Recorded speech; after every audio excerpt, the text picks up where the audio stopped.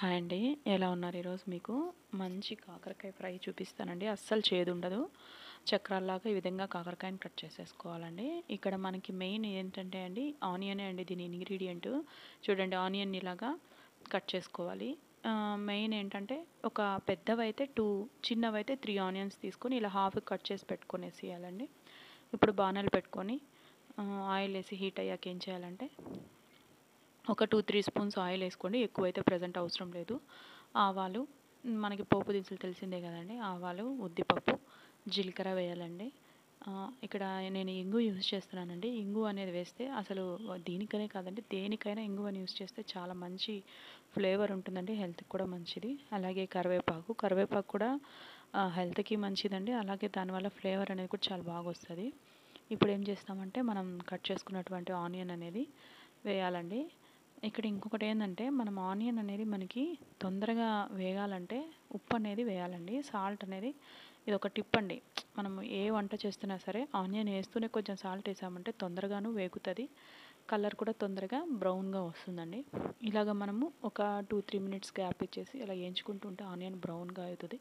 మరీ హెవీగా కాదండి, లైట్గా బ్రౌన్ వచ్చే వరకు వేయించుకొని పక్కకు తీసేసేయాలండి.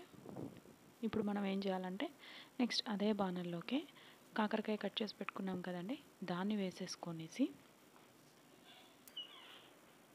ఈ కాకరకాయ వేసేసుకున్నాక ఏం చేయాలంటే అండి ఇప్పుడు మనం ఒక టేబుల్ స్పూన్ ఆయిల్ అనేది వేసుకోవాలండి.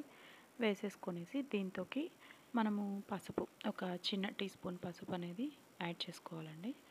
పసుపు అనేది అన్నింటిలో కొంచెం కొంచెం వేసుకోవడం చాలా మంచిదండి. ఇదేంటంటే నేను యూజ్ చేసేది ఏంటంటే పసుపు కొమ్మలు తెప్పించి మరీ వేసుకుంటాను దాన్ని పొడి చేసి.